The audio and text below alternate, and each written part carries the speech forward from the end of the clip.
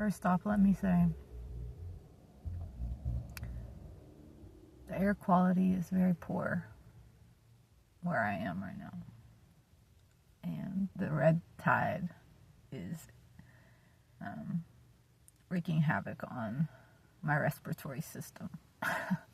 So if I begin to cough, I'm sorry. But it's not because I'm smoking a pack a day or anything like that. I'm not ill. I just, I'm having a hard time with the red tide. So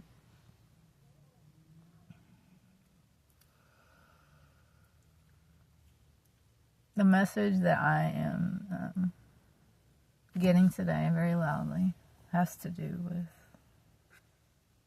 how we go about creating, manifesting. We're all really obsessed with that term in this culture.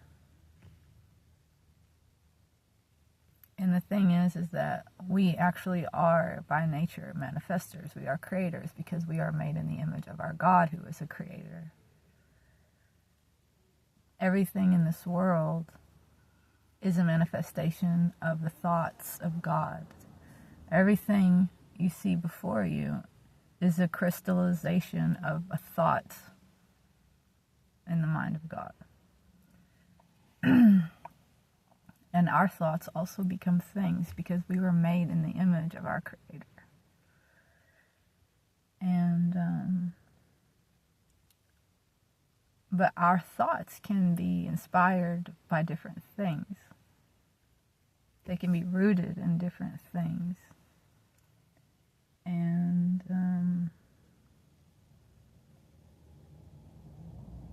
that will impact how quickly they manifest, what we manifest, and how much ease we experience in our ability to create and manifest versus resistance. And that has to do with whether or not we're forcing something or whether or not we're allowing. Because what it comes down to is we have free will to either surrender to the will and the thoughts of God and let them flow through us. That's what we were made for. We're conduits for that. And that's how we fulfill our destiny and serve our purpose and find meaning, is to let our will become one with God's will. Okay, so we can manifest and create from a surrendered state, and that's when you will experience bliss and a life of meaning and a fulfilled destiny. Or you can create from your own ego, your small mind, and strive to have your own will be done, which requires forcing and manipulating.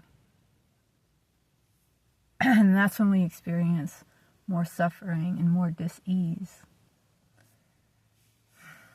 And what I have found is that the key to effortless, meaning easy, without force, manifestation, is to surrender in prayer, say to God, God, please let my will be your own. If that is truly your intention and it's pure, that's when your heart begins to align with your mind and your intellect. And your intellect will become, it will come in and be in service of your heart at that point.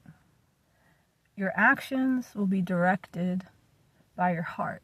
The choices you make will be dictated by your heart. And when these things are aligned, that's when the conduit, the valve opens, and the light of God and the thoughts of God and the will of God begins to pour through you and manifest. And that's when we have the least amount of resistance.